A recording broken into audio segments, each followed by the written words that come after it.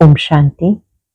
आज 4 नवंबर 2025 के साकार मधुर महावाक्य हैं। आज की मधुर मुरली में बाबा ने सत्य ज्ञान की विशेषता बताई है। ये ईश्वरीय ज्ञान जो स्वयं परम पिता ने दिया है, ये सत्य ज्ञान है। इस ज्ञान के द्वारा आप मनुष्य से देवता बन जाते हो। बाबा बच्चों को याद दिलाते कि इस समय मैं तुम्हें कर्म, अकर्म, विकर्म की गति समझाता हूं। अब कोई विकर्म नहीं करना। देवी देवताएं सत्युग में कोई विकर्म नहीं करते, क्योंकि वहां रावण ही नहीं। रावण का अर्थ है 5 विकार। अभी सब में 5 विकार हैं, सब दलदल में फंसे हुए हैं। बाबा आए हैं इस दुबन से निकालने के लिए। हर एक को इस दुबन से निकालना है। बाबा की महिमा कि बाबा बाप भी है, टीचर भी है, सतगुरु भी है। बाबा की महिमा दिल से करेंगे तो बाबा कितनी महिमा योग्य बन जाएंगे। इससे सिद्ध हो जाता है कि वो ही है जो परम सत्य है, और वो सत्य नॉलेज देते हैं। ये नॉलेज मनुष्य को देवता बनाने वाली है। ऐसे मीठे बाबा को बहुत बहुत प्यार से याद करना है। सुनते हैं बाबा के मधुर बोल। बाबा ने कहा, मीठे बच्चे, अब तुम सत्य बाप द्वारा सत्य देवता बन रहे हो, इसलिए सतयुग में सत्संग करने की जरूरत नहीं। अब तुम सत्य बाप द्वारा सत्य देवता बन रहे हो, इसलिए सतयुग में सत्संग करने की जरूरत नहीं। सतयुग में देवताओं से कोई भी विकर्म नहीं हो सकता। क्यों? ये क्वेश्चन है। सतयुग में देवताओं से कोई भी विकर्म नहीं हो सकता। क्यों? क्योंकि उन्हें सत्य बाप का वरदान मिला हुआ है। विकर्म तब होता है जब रावण का श्राप मिलने लगता है। सतयुग त्रेता में है ही सदगति, उस समय दुर्गति का नाम निशान नहीं, विकार ही नहीं जो विकर्म हो। द्वापर कलयुग में सबकी दुर्गति हो जाती है, इसलिए विकर्म होते रहते हैं। द्वापर कलयुग में सबकी दुर्गति हो जाती, इसलिए विकर्म होते रहते। ये समझने की बातें हैं। ओम शांति। मीठे मीठे रूहानी बच्चों प्रति बाप बैठ समझाते हैं। ये सुप्रीम बाप भी है, टीचर भी है, सतगुरु भी है। बाप की ऐसी महिमा बताने से ऑटोमेटिकली सिद्ध हो जाता है कि श्री कृष्ण किसी का बाप हो नहीं सकता। वो तो छोटा बच्चा सतयुग का प्रिंस है, वो टीचर भी नहीं हो सकता। खुद ही बैठकर टीचर से पढ़ते हैं। गुरु तो वहां होता नहीं, क्योंकि वहां सब सदगति में है। आधा कल्प है सदगति, आधा कल्प है दुर्गति। तो वहां है सदगति, इसलिए ज्ञान की वहां दरकार नहीं रहती। नाम भी नहीं, क्योंकि ज्ञान से 21 जन्मों के लिए सदगति मिल जाती है। ईश्वरीय ज्ञान की विशेषता 21 जन्मों के लिए सदगति मिल जाती है। तो द्वापर से कलयुग अंत तक है दुर्गति। तो श्री कृष्ण फिर द्वापर में कैसे आ सकते, ये भी किसको ध्यान में नहीं आता। एक एक बात में बहुत ही गुह्य राज भरा हुआ है जो समझना है। एक एक बात में गुह्य राज है जो समझना है, बहुत जरूरी है। वह सुप्रीम बाप, सुप्रीम टीचर है। अंग्रेजी में सुप्रीम ही कहा जाता। अंग्रेजी अक्षर कुछ अच्छे होते हैं, जैसे ड्रामा अक्षर है। ड्रामा को नाटक नहीं कहेंगे, नाटक में तो अदली बदली होती है। ये सृष्टि का चक्र फिरता है, ऐसा कहते भी हैं, परंतु कैसे फिरता है, हूबहू फिरता है या चेंज होता है, किसी को पता नहीं। कहते भी है, बनी बनाई बन रही, अब कुछ बननी नहीं, चिंता ताकि कीजिए जे अनहोनी होए।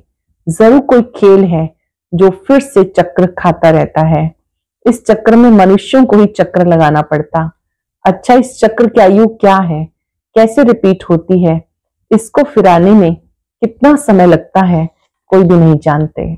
इस्लामी, बोधी आदि ये सब है घराने जिनका ड्रामा में पार्ट है। तुम ब्राह्मणों की डायनेस्टी नहीं है, ये ब्राह्मण कुल है। सर्वोत्तम ब्राह्मण कुल कहा जाता। देवी देवताओं का भी कुल है, तो ये समझाना बहुत सहज है।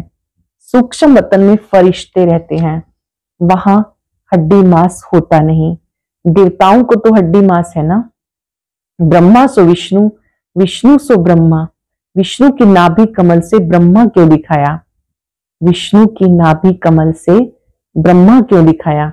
सूक्ष्म वतन में तो ये बातें होती नहीं ना, ज्वारात आदि हो सकते, इसलिए ब्रह्मा को सफेद पोषधारी ब्राह्मण दिखाया है। ब्रह्मा साधारण मनुष्य बहुत जन्मों के अंत में गरीब हुआ ना, इस समय है ही खादी के कपड़े। वो बेचारे समझते नहीं सूक्ष्म शरीर क्या होता है। तुम्हें बाबा समझाते, वहां है ही फरिश्ते जिन्हें हड्डी मांस होता नहीं। सूक्ष्म वतन में है ही फरिश्ते जिन्हें हड्डी मांस होता नहीं। सूक्ष्म वतन में तो ये श्रृंगार आदि होना नहीं चाहिए, परंतु चित्रों में दिखाया तो बाबा उसका ही साक्षात्कार कराए, फिर अर्थ समझाते हैं। जैसे हनुमान का साक्षात्कार कराते, अब हनुमान जैसा कोई मनुष्य होता नहीं। भक्ति में अनेक प्रकार के चित्र बनाए। बाबा कहते, जिसका जैसा विश्वास बैठ गया उनको ऐसा कुछ बोलो तो बिगड़ जाते हैं। वास्तव में हनुमान उसे कहते हैं जिसने अनुमान का हनन कर दिया हो। ये सब बातें प्रतीकात्मक हैं, समझने योग्य हैं, अनुकरण करने योग्य हैं। देवियों आदि की कितनी पूजा करते हैं, फिर डुबो देते। ये सब है भक्ति मार्ग। भक्ति मार्ग की दलदल में गले तक डूबे हुए हैं, तो फिर निकल कैसे सकेंगे? निकलना ही मुश्किल हो जाता। कोई कोई तो औरों को निकालने के निमित्त खुद ही डूब जाते, खुद गले तक डुबन में फंसते, अर्थात काम विकार में गिर पड़ते हैं। यह सबसे बड़ी दुश्मन दलदल, ये सबसे बड़ी दुबन है। सत्य में बातें होती नहीं। अब तुम सत्य बाप द्वारा सत्य देवता बन रहे हो, सत्य बाप द्वारा सत्य देवता बन रहे हो। फिर वहां सत्संग होते नहीं। सत्संग यहाँ भक्ति मार्ग में करते रहते, समझते सब ईश्वर के रूप हैं, कुछ भी नहीं समझते। बाबा बैठ समझाते, कलयुग में सब पाप आत्माएं, सतयुग में होती हैं पुण्य आत्माएं। रात दिन का फर्क है। तुम अब संगम पर हो, कलयुग और सतयुग दोनों को जानते हो। मूल बात है इस पार से उस पार जाने की। क्षीर सागर और विषय सागर का गायन भी है, परंतु अर्थ कुछ नहीं समझते। अब बाबा बैठ कर्म अकर्म विकर्म की गति समझाते हैं। कर्म तो मनुष्य करते ही हैं, फिर कोई कर्म अकर्म होते हैं, कोई विकर्म होते हैं। राम राज्य में सब कर्म विकर्म हो जाते, सत्यों में विकर्म होता नहीं, क्योंकि वहां है राम राज्य। बाप से वरदान पाए हुए हैं, रावण देते हैं श्राप। ये सुख दुख का खेल है। दुख में सब बाप को याद करते हैं, सुख में कोई भी याद नहीं करते। वहां विकार होते नहीं। बच्चों को समझाया, सैपलिंग लगाते हैं। ये सैपलिंग लगाने की रस्म भी अभी पड़ी है। बाप ने सैपलिंग लगाना शुरू किया। आगे जब ब्रिटिश गवर्नमेंट थी तो कभी अखबार में नहीं पढ़ता था कि झाड़ू का सैपलिंग लगाते हैं। अब बाबा बैठ देवी देवता धर्म का सैपलिंग लगाते हैं, और कोई भी नहीं लगाते। बहुत धर्म है, देवी देवता धर्म प्रायलोप हो गया। धर्म भ्रष्ट, कर्म भ्रष्ट होने के कारण नाम ही उल्टा सुल्टा रख दिया। जो देवता धर्म के हैं उनको फिर उसी देवी देवता धर्म में आना है। हर एक को अपने धर्म में ही जाना है। क्रिश्चियन धर्म का निकलकर फिर देवी देवता धर्म में आ नहीं सकेंगे, मुक्ति तो हो ना सके। हाँ, कोई देवी देवता धर्म का कन्वर्ट होकर क्रिश्चियन धर्म में चला गया होगा तो वो लौटकर देवी देवता धर्म में आ जाएगा। उनको ये ज्ञान योग बहुत अच्छा लगेगा। इससे सिद्ध होता है ये अपने धर्म का है। इसमें बड़ी विशाल बुद्धि चाहिए, समझने और समझाने की। धारणा करनी है, किताब पढ़कर नहीं सुनानी।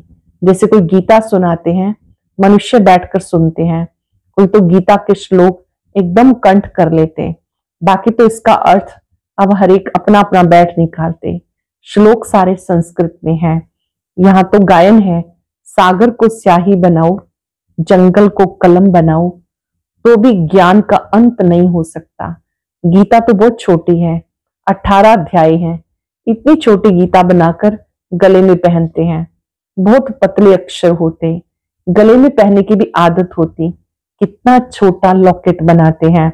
वास्तव में है तो सेकंड की बात, बाप का बना जैसे कि विश्व का मालिक बना। बाबा, हम आपका एक दिन का बच्चा हूं, ऐसे भी लिखना शुरू करेंगे। एक दिन में निश्चय हुआ, फट से पत्र लिखेंगे। बच्चा बना तो विश्व का मालिक हुआ। ये भी कोई की बुद्धि में मुश्किल बैठता है। तुम विश्व का मालिक बनते हो ना, वहां और कोई खंड होता नहीं, नाम निशान गुम हो जाता, कोई को मालूम भी नहीं रहता कि ये खंड थे। अगर थे तो जरूर उनकी हिस्ट्री ज्योग्राफी चाहिए, वहां ये होते ही नहीं, इसलिए कहा जाता तुम विश्व का मालिक बनने वाले हो। बाबा ने समझाया, मैं तुम्हारा बाप भी हूं, ज्ञान सागर भी हूं। ये बहुत ऊंचे से ऊंचा ज्ञान है जिससे हम विश्व का मालिक बनते हैं। हमारा बाप सुप्रीम है, सत्य बाप, सत्य टीचर है। वो सत्य ही सुनाते हैं, बेहद की शिक्षा देते हैं, बेहद का गुरु है, सबकी सदगति करते हैं। एक की महिमा की तो महिमा फिर दूसरे की हो नहीं सकती, फिर वो आप समान बनाई तब हो सकते। तो तुम भी पतित पावन ठहरे, सत्य नाम लिखते हैं। पतित पावनी गंगाएं ये माताएं हैं, पतित पावनी गंगाएं ये माताएं हैं। शिव शक्ति कहो, शिववंशी कहो, शिववंशी ब्रह्मा कुमार कुमारियां। शिववंशी तो सब है, बाकी ब्रह्मा द्वारा रचना रचती तो संगम पर ही ब्रह्मा कुमार कुमारियां होते हैं। ब्रह्मा द्वारा अडॉप्ट करते हैं, पहले पहले होते ब्रह्मा कुमार कुमारियां। कोई भी ऐतराज उठाते हैं तो बोलो ये प्रजापिता है, इनमें प्रवेश करते हैं। बाबा कहते बहुत जन्मों के अंत में मैं प्रवेश करता हूं। दिखाते विष्णु की नाभि से ब्रह्मा निकला। अच्छा, विष्णु फिर किसकी नाभि से निकला? उसमें एरो का निशान दे सकते हो कि दोनों ओत प्रोत है, ब्रह्मा सो विष्णु, विष्णु सो ब्रह्मा। ये उनसे वो उनसे पैदा हुआ। इनको लगता है 1 सेकंड, उनको लगता है 5,000 वर्ष। ब्रह्मा को विष्णु बनने में 1 सेकंड निश्चय के आधार से, विष्णु को ब्रह्मा बनने में 5,000 वर्ष। ये वंडरफुल बातें हैं, तुम बैठ समझाएंगे। बाबा कहते लक्ष्मी नारायण 84 जन्म लेते हैं, फिर उनके बहुत जन्मों के अंत में मैं प्रवेश कर ये बनाता हूं। समझने की बात है ना, बैठो तो समझाएं कि मैं ब्रह्मा क्यों कहते हैं। सारी दुनिया को दिखाने के लिए ये चित्र बनाए हैं। हम समझा सकते हैं, समझने वाले ही समझेंगे, नहीं समझने वाले के लिए कहेंगे ये हमारे कुल का नहीं है। बेचारा भले वहां आएगा, परंतु प्रजा में हमारे लिए तो सब बेचारे हैं ना। गरीब को बेचारा कहा जाता। कितनी पॉइंट्स बच्चों को धारण करनी है, भाषण करना होता टॉपिक्स पर। ये टॉपिक कोई कम है क्या? प्रजापिता ब्रह्मा और सरस्वती 4 भुजाएं दिखाते तो 2 भुजा बेटी की हो जाती। युगल तो है नहीं, युगल तो वास्तव में बस विष्णु ही है। ब्रह्मा की बेटी है सरस्वती। शंकर को भी युगल नहीं है, इस कारण शिव शंकर कह देते। अब शंकर क्या करते हैं?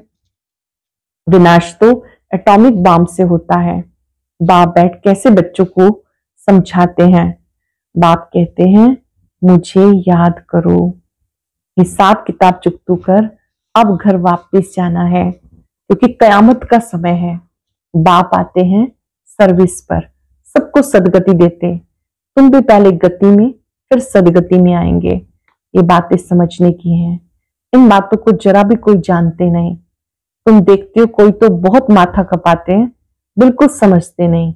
जो कुछ अच्छा समझने वाले होंगे वो आकर समझेंगे।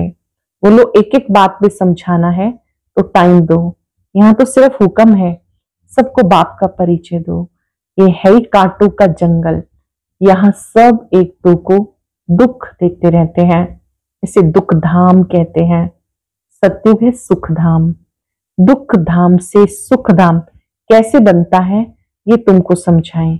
लक्ष्मी नारायण सुख धाम में थे, फिर ये 84 जन्म ले दुख धाम में आते हैं। श्री लक्ष्मी नारायण सुख धाम में थे, 84 जन्म लेकर दुख धाम में आते। ये ब्रह्मा का नाम भी कैसे रखा? बाबा कहते इनसे प्रवेश कर, इनमें प्रवेश कर बेहद का संन्यास कराता हूं। फट से संन्यास करा देते, क्योंकि बाप को तो सर्विस करानी है, वही कराते हैं। इनके पिछाड़ी बहुत निकले जिनका नाम बैठ रखा, वो लोग फिर बिल्ली के पुंगरे बैठ दिखाते। ये सारी बातें समझने की हैं, ये सारी प्रतीकात्मक बातें हैं। बिल्ली के पुंगरे कैसे हो सकते हैं? बिल्ली थोड़ी बैठ ज्ञान सुनेगी।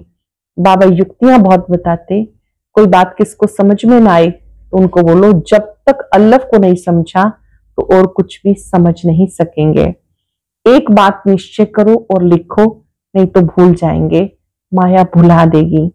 मुख्य बात है बाप के परिचय की। हमारा बाप सुप्रीम बाप टीचर सतगुरु है।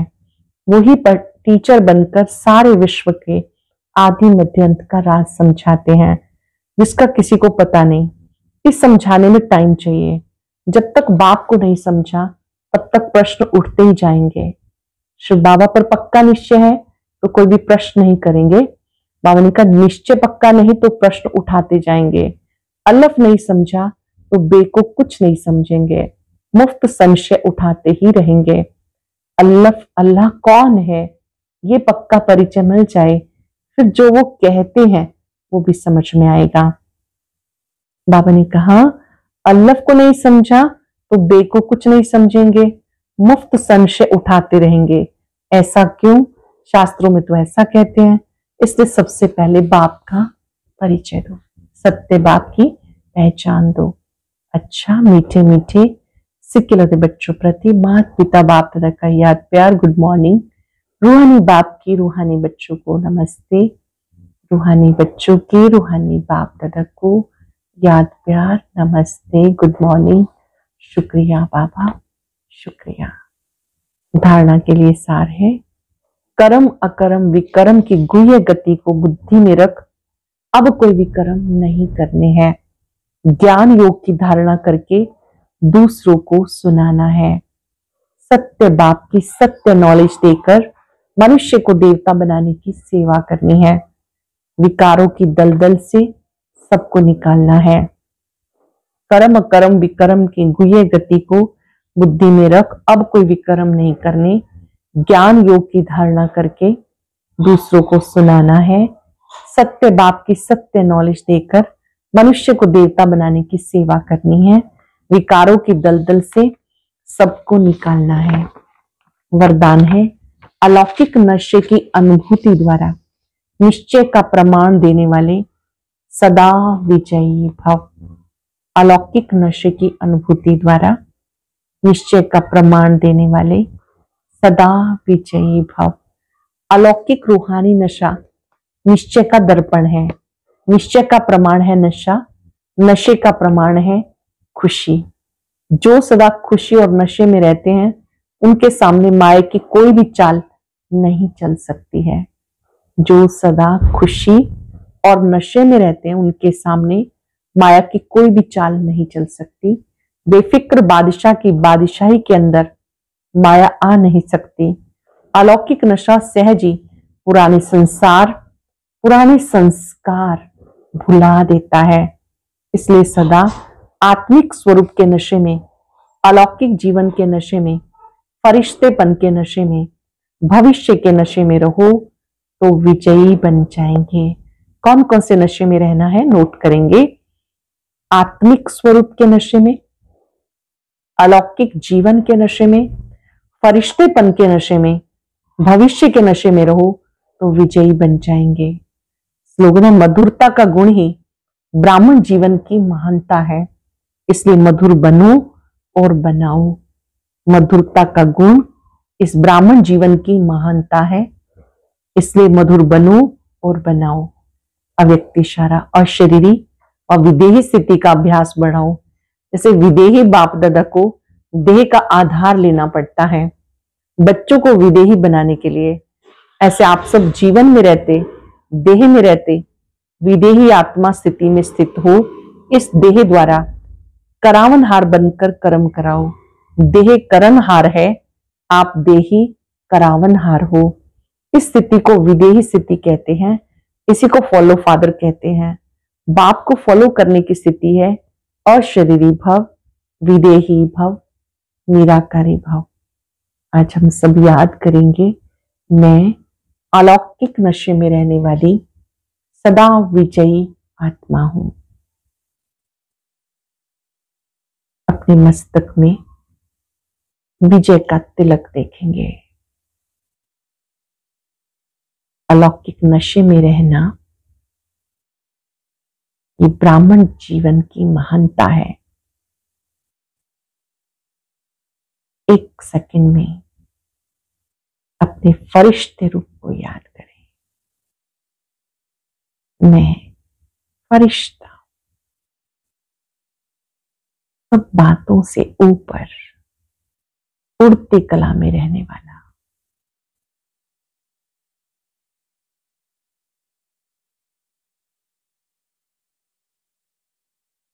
मेरा फरिश्ता रूप मेरे सामने है, उससे भी ऊपर मेरा ज्योति बिंदु रूप।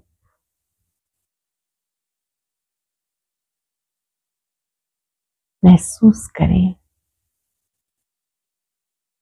बाबा ने अपना बनाकर सदा विजयी भव का वरदानी बना दिया। शुक्रिया बाबा। और अभी सुनते हैं आज का अव्यक्त ज्ञान मोती।